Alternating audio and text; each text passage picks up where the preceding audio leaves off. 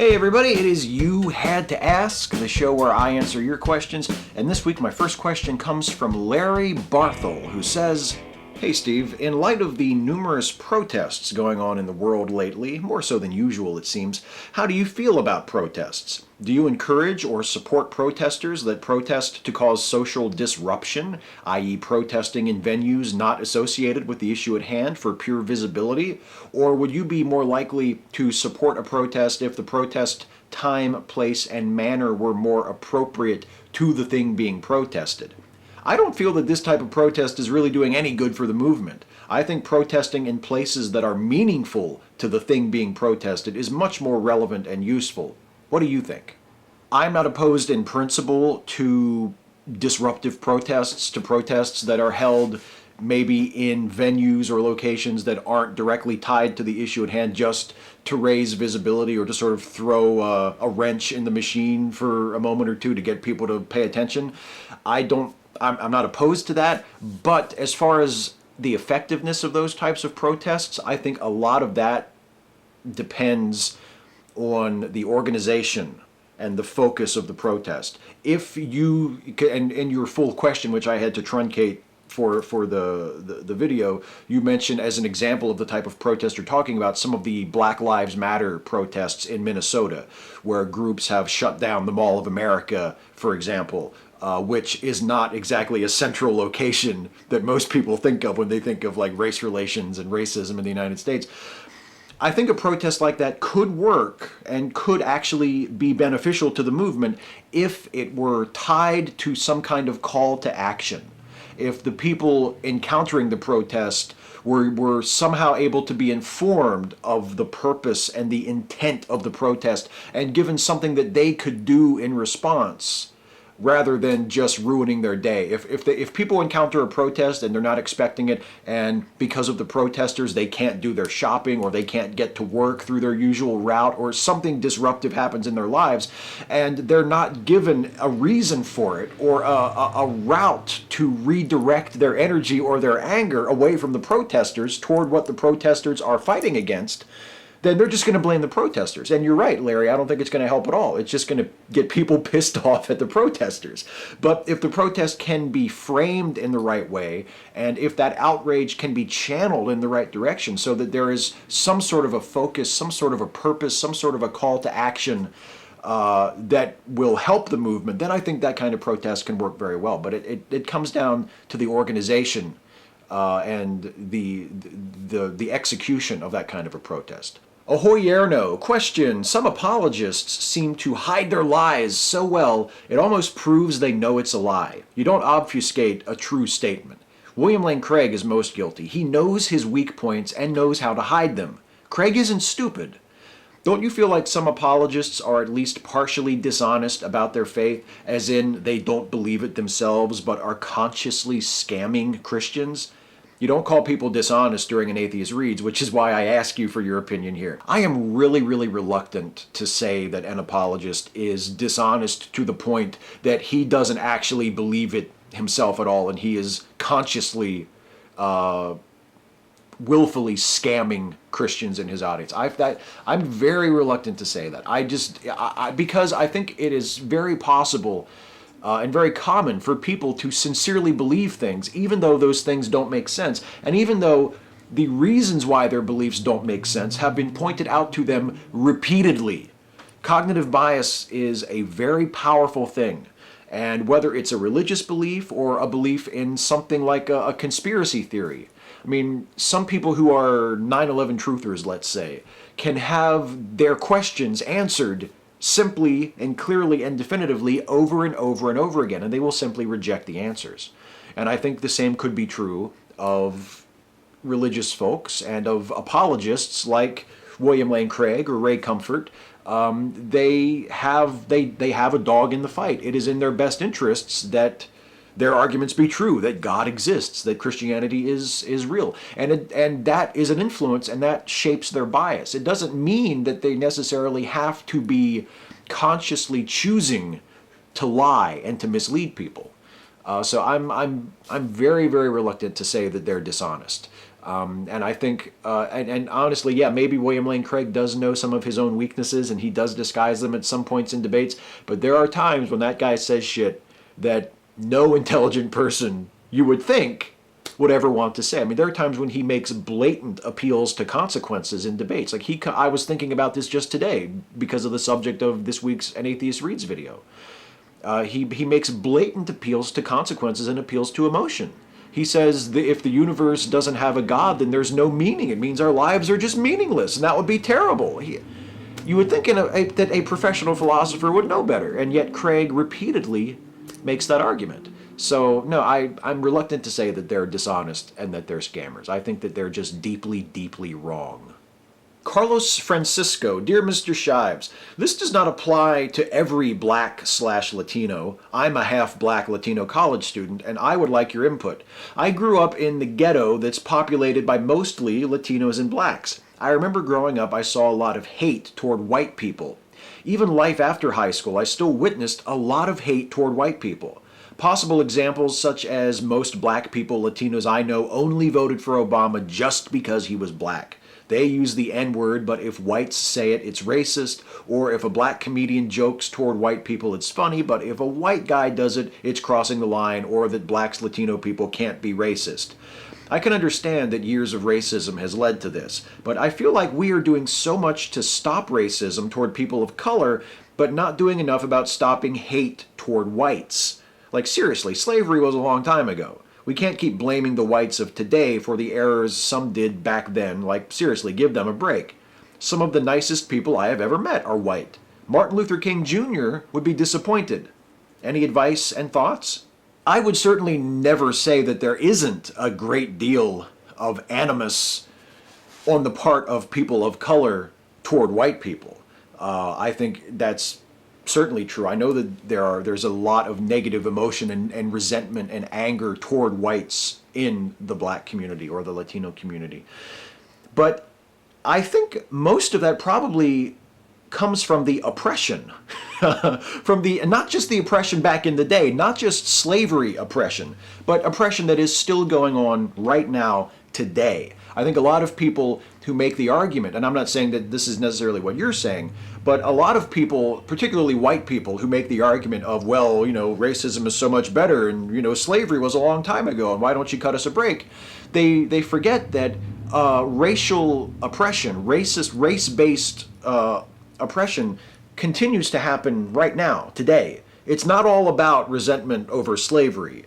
It's not even all about resentment over more recent injustices like Jim Crow or the injustices visited on people of color in the 20th century. It's about stuff that's happening right now today. It's about economic inequality. It's about the unequal, unjust way in which law enforcement deals with communities of color versus white folks. The unjust application of criminal punishments in the justice system. Lopsided rates of literacy and education. There are all sorts of problems, not to mention voter suppression laws that are still being pushed that will primarily or at least disproportionately affect people of color as opposed to white people. So there's a lot of oppression that is happening right now today that is fueling the negativity and the resentment and the anger that many blacks and Latinos feel toward white people.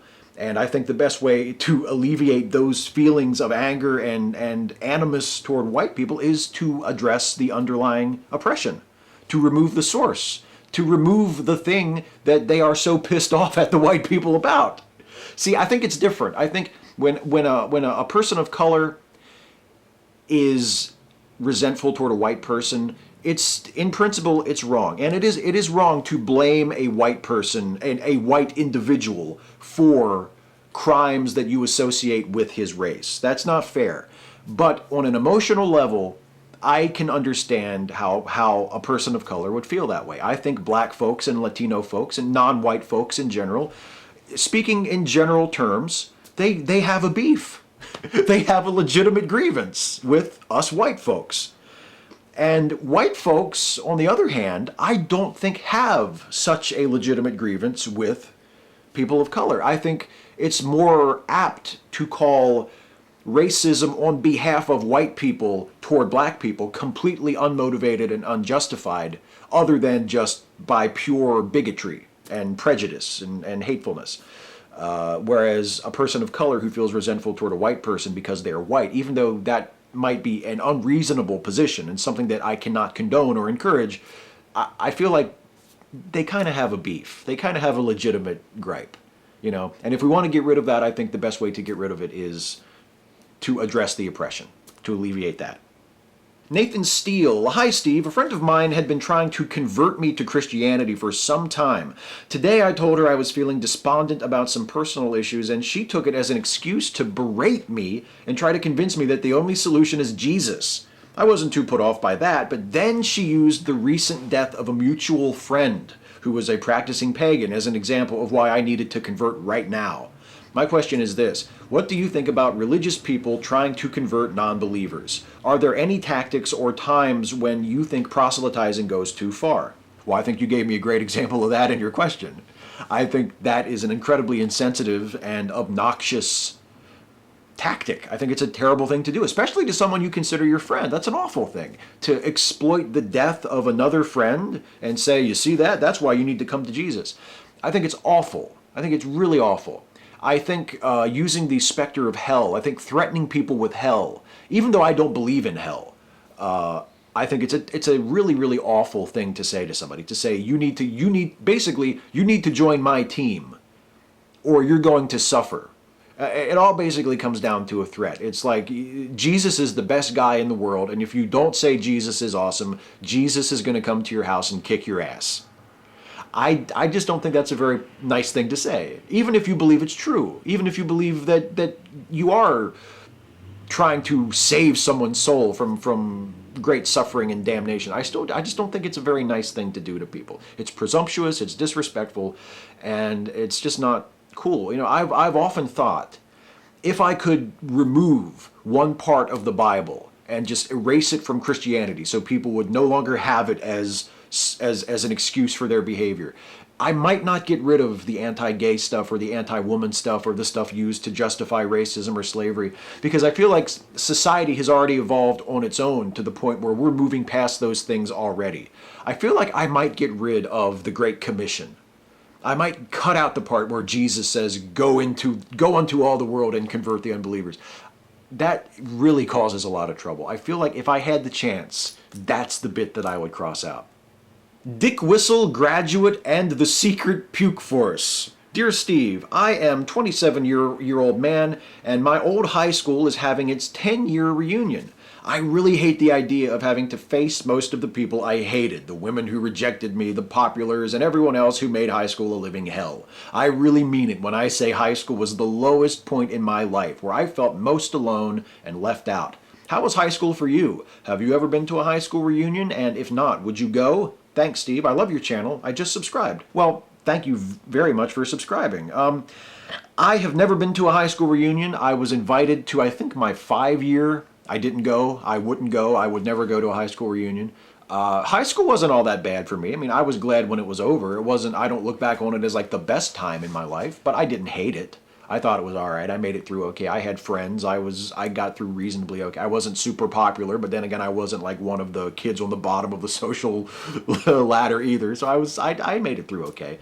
But no, I would not go to a reunion, and my dad feels the same way. My dad doesn't like to go to his high school reunions either. He told me a few years ago when this subject came up between us, he said, you know, I didn't like most of those assholes when I was going to school with them. Why would I want to go through the effort to go, you know, to go someplace and meet them now, like 30 or 40 years later? And I got to agree with the old man on that one. Radical Bacon. I don't watch wrestling because I find it really misogynistic. I was imagining what it would be like if a wrestler/character was anti-sexist and a feminist, particularly if this person was a man. Do you think that such a character could work? Would it just be terrible, or maybe something else? I think it would work if both the promoter, the booker, whoever was in charge of structuring the angle, the program for that wrestler, and also the wrestler himself really believed in it, and through their efforts and their creativity into it. I think it could work. I think if you got a wrestler and a promoter that was absolutely behind putting over a wrestler, and let's just assume for the sake of argument that they're going to make this this wrestler is going to be a babyface, that is a good guy. If the wrestler believed in it and had a take on the character and could sell that character to the fans, and if the promoter was able to enable that wrestler to do that, I think absolutely it could work. Unfortunately, I think it's much more likely that if you had a outwardly feminist, anti-sexist wrestling character at this point, they would probably feel like it had to be promoted as a heel. There are certain positive traits in mainstream society that are still sort of automatic heel traits in pro wrestling. For instance, high intelligence. If a wrestler's gimmick is he's incredibly intelligent, 99% chance that wrestler is a heel. And unfortunately, I think if you had a wrestler where part of his persona was that he was a very staunch, outspoken feminist, that guy would probably be a heel too. It's sad, but I think it's a reflection of the state of the business at the moment. And you know, even though it has progressed a great deal from where it was 10, 15 years ago, I still think a feminist wrestler would almost have to be a bad guy. Sabrina Loazides Meredith. Steve, my 4-year-old is starting to ask to go to church. We haven't brought up religion with her so far. My parents are Christian, but we're trying not to raise her in religion. My question is, how would you approach the situation? I honestly have no idea how to handle this because I was indoctrinated into the Christian faith from the time I was a baby. I don't really want her to go to church at her age because she is very impressionable, but I am unsure how to proceed. Any help would be great. I would not send her to church just for the reason you said. I don't think a church is really even set up or equipped to do anything with a child other than indoctrinate the child. I think that's what churches do to kids. And at this point, it's not even from malicious intent. That's just how they work. That's just what a church does with a kid. It indoctrinates a child into the religion. I do think it's important for children to learn about their culture and to learn about other people's cultures. And I think if she is really curious about church or curious about religion, I think you could teach her some things. I think you could tell her maybe some Bible stories. You could educate her on some of the elements of Christian tradition and Christian culture that are appropriate for a child, but in a way that she isn't led to believe that it is a 100% fact. Tell them to her like the same way you would tell her a fairy tale. And it might be fun to tell her stories from other faith traditions besides Christianity. Tell her some stories from Islam. Tell her some stories from Buddhism. Tell her some stories from Hinduism. Tell her some Native American stories or some creation myths from cultures in the past that aren't really practiced anymore. I think that would be a wonderful thing to open her eyes and open her mind to all this wonderful diversity of mythology and belief that is in human history. I think that would be great. But if you want to educate her about religion and educate her to be a thoughtful person and an open-minded person about religion and different people's beliefs and different people's traditions, don't send her to church because it's not a church's function to give, especially a child, that kind of an education. Sam Clemens, RIGL. Hey Steve, after taking the MBTI personality test, what was your result? And how accurate do you find that to be descriptive of yourself? Do you consider yourself a more introverted, extroverted, or are you something of an ambivert yourself? Would you say this is true of yourself in younger years, and why or why not? Thanks. Yeah, I took 2 online versions actually of the MBTI test, the Myers-Briggs test.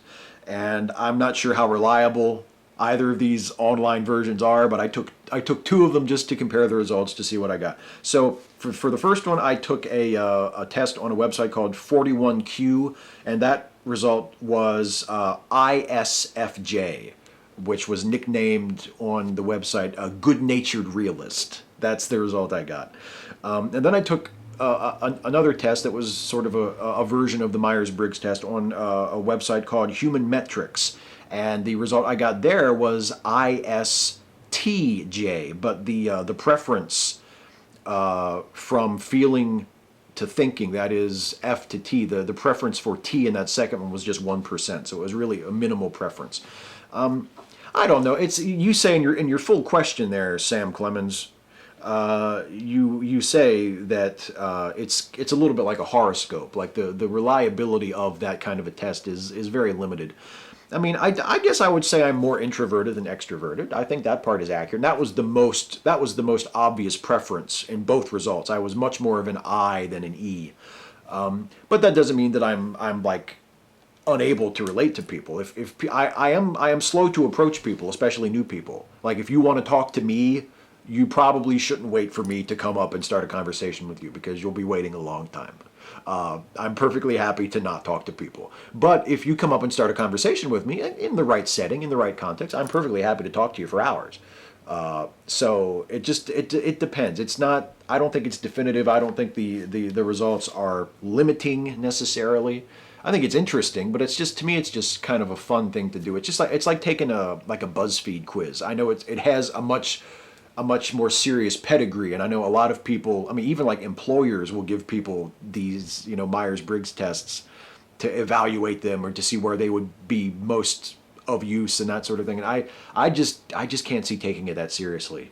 I don't think it's that serious or that accurate or that reliable because it's a very general sort of test. You give a million people the same test. That one test can't possibly tell you all that much about all of those people. But those are my results. Anyway, I did it. It was fun. I don't regret it, but I don't take it too seriously. I don't make too much of it. What I should really be taking a test is like some sort of a psychology test because I don't know if that lightning, that thunder sound is like actually there or if that's just in my head. I mean, you guys hear it, right? When I play the video, you can hear that too, can't you? You know what's weird? I can't hear it. I can hear it when I watch the video, but I can't hear it when I'm sitting here. Isn't that fucked up? That's fucked up. Anyway, it's time for the lightning round. Rapid fire questions, glib and adequate answers. Kiovar, do you respond to the lightning round thunder effect in relative quiet and then edit it in later, or do you actually have some trigger or timer to cause an effect to actually play in the moment? Hey, what do you know? It's almost like I knew this question was coming when I did that little bit before the lightning round started. No, actually, there is no sound when I'm shooting it. I just pretend that I hear it, and then I edit the sound in later when I'm cutting the video. It's all done in post. I'll fix it in post. Muffeteer, hey Steve, I'm thoroughly enjoying the latest An Atheist Reads series, and once it's done, I'm going to go back and watch them all, drinking every time an apologetics trope is used, as they're coming thick and fast. My question, what beverage do you recommend I play this drinking game with? In case it helps, I'm not much of a beer drinker. Thanks, Arlen. Oh, you don't want to use anything too heavy, nothing too alcoholic, because if you're drinking every time you encounter a trope, you are going to die of alcohol poisoning. Not something too heavy. I would recommend, actually, if you're not much of a beer drinker, I would recommend making a Jaeger bomb with an energy drink, like some Red Bull or something, and make them kind of weak. Because you're not going to want to be pounding back too much booze if you're playing an apologetics drinking game, because it will fuck you up. Der Wunderbar, which Deep Space Nine character do you find most annoying? I'm a bit conflicted myself, because for me it must be Julian Bashir.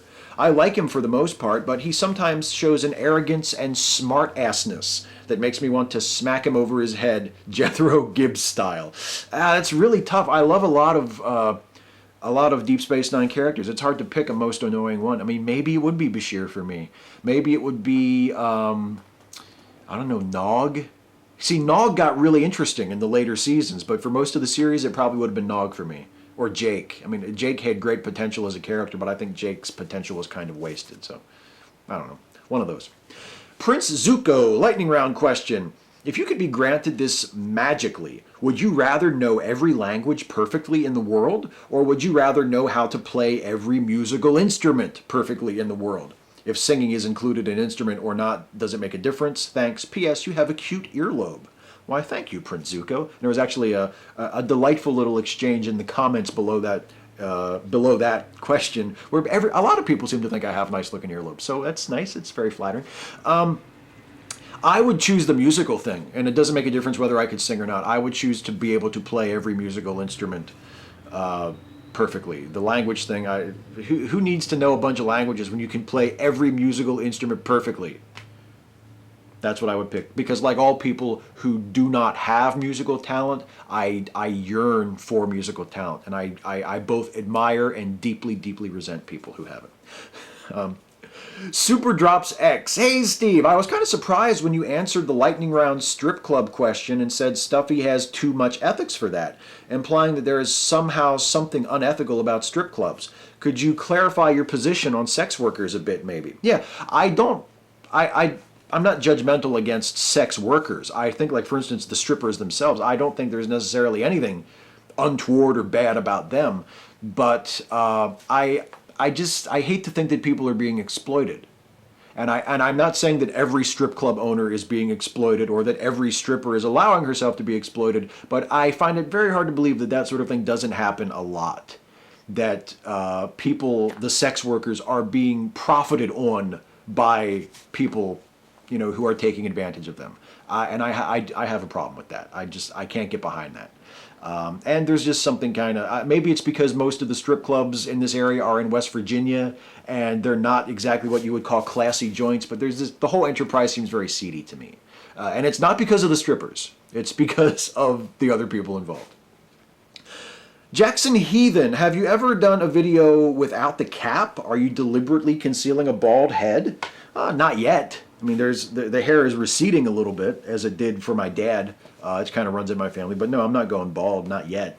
Check back in like 10 years, and then we'll see. But no, not concealing a bald head. Drew White, what is your favorite parody/satire film, if you have one? Airplane. The original Airplane. Still, I think, the best satire or spoof movie ever made. Richard Moriarty, you mentioned you love The Simpsons and Futurama, my faves. What's your favorite Simpsons character and episode? I have so many, it's hard to name just one. Also, has the show reached its peak, or does it keep improving? Well, my favorite character is probably, it's a really obvious choice, but my favorite character is probably Homer. I mean, I just think Homer is hilarious. But of the non-Simpsons characters, of like the huge supporting cast, I would say Frank Grimes. And Frank Grimes' episode is probably my favorite episode. The Frank Grimes episode is, I think it's called Homer's Enemy. What a great fucking episode. That's great. And Homer's Phobia as well is a great one, where John Waters guest voices as John, the gay guy that Homer befriends. It sort of forces Homer to confront his homophobia. That's a great episode too.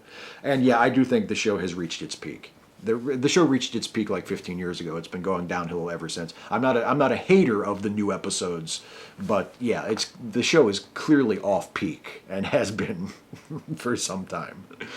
Hey, that's it for the questions. You want to do the shout out before we just wrap this whole fucking thing up? Let's do a shout out. The shout out this week goes to SecularTv. SecularTv is a collaborative channel that was co-founded by Foxhole Atheist and the Neo Atheist, and it's a really cool channel with content produced by people that I've actually given shout-outs to in the past for their individual channels. For instance, Christy Winters has a show on SecularTv. Jenny McDermott has a show on SecularTv. Pastor Jay of Know the Truth, who I just shouted out last week, he does stuff for SecularTv too, and lots of other people too. Not just those three, lots of other people. It's a really cool channel. Check out SecularTv, and specifically, check out SecularTv this weekend, Saturday night, starting at 8 p.m. Eastern. I'm going to be on SecularTv. I'm going to be appearing on a new show that they're starting for the channel called The Secular Market, and I will be appearing along with a YouTuber that some of you may remember from years past. Some of you may know the name. A young man by the name of VenomFangX, who I have never really interacted with. I've never done anything with him. I've never really gotten into anything with him, but he and I are going to do a joint appearance on SecularTv's Secular Market. I just found out right before I got in front of the camera here that Shayra, who some of you may also remember, who is awesome, she's going to be sort of our moderator, our host for this show, and we're going to talk about evolution. So Saturday, February 7th, yeah, that's it, tomorrow, if you're watching this on the day I upload it, starting at 8 p.m. Eastern, on SecularTv's YouTube channel. Check out me and VenomFangX talking about evolution. I'm really looking forward to it. It's going to be a lot of fun. It's not going to be like a rigid, formal, timed debate. We're just going to have a discussion. Hopefully it'll be friendly and good-natured and fun, and I'm really, really looking forward to it. And I hope a lot of you guys can watch. And if you can't watch us live, please watch it in its recorded version when it's uploaded after the live event is over. I'm really looking forward to it. Saturday, 8 p.m., SecularTv. So that's it for this week, everybody. I'm going to be back next week to do this all over again, provided, of course, that you guys ask me some questions. Because in order for this video to happen, you have to ask. So leave a comment on this video and ask me your question for next time. You can ask me anything about anything. Nothing is too serious. Nothing is too silly. And I will answer as many of your questions as I possibly can in the next video. So until next time, take care, everybody.